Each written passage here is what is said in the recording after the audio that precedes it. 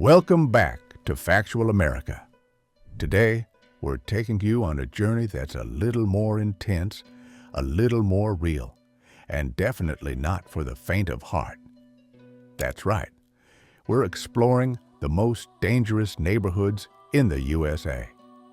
From the streets that make headlines to the communities fighting for change, we're diving deep into what life is really like in America's most notorious areas. Smash that like button, subscribe, and get ready for an eye-opening ride through the country's toughest zip codes.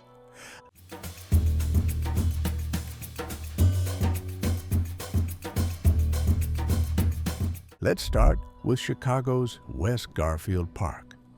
This neighborhood has become almost synonymous with gun violence and crime rates that are off the charts.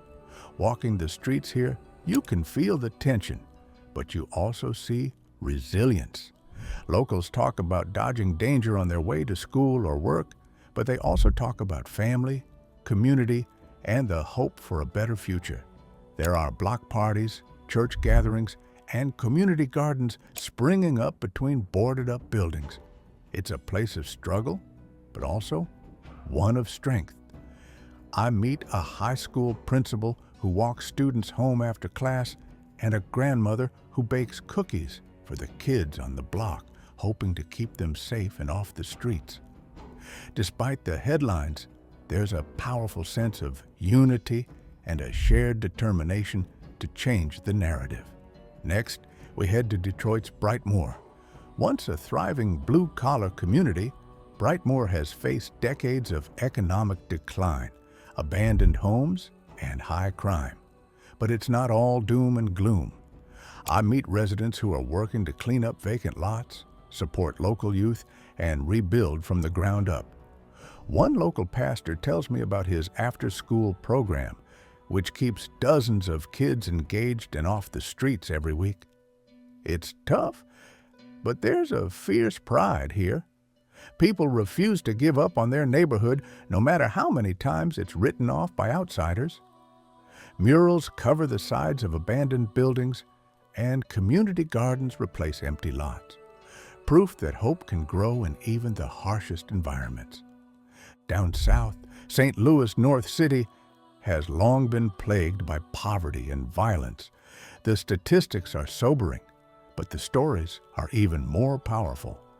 I talked to a mother who lost her son to street violence and a former gang member who now runs a youth center, helping kids stay off the streets.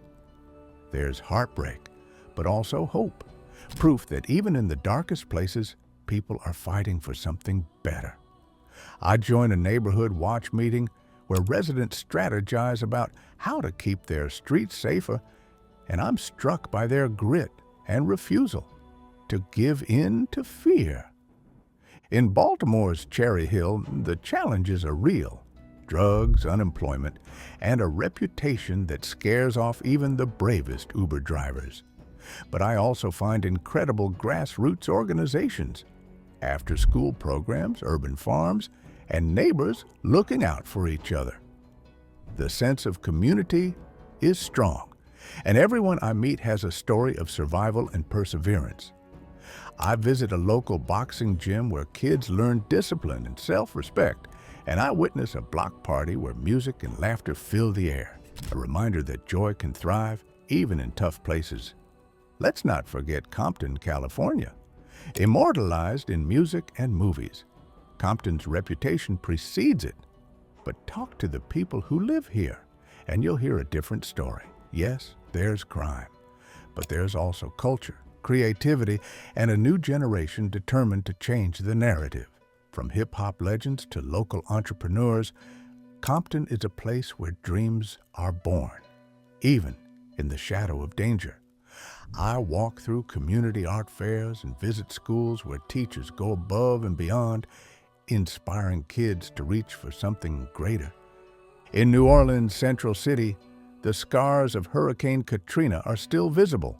High crime rates and poverty are daily realities, but so is the spirit of resilience. I witness second-line parades, soulful music echoing from corner bars, and neighbors sharing food after a storm. Central City's history is rich, its challenges are real, but its heart is undeniable. I talk to elders who remember better days and young activists determined to bring them back. And then there's Philadelphia's Kensington neighborhood, a place grappling with the opioid crisis, abandoned factories, and open-air drug markets.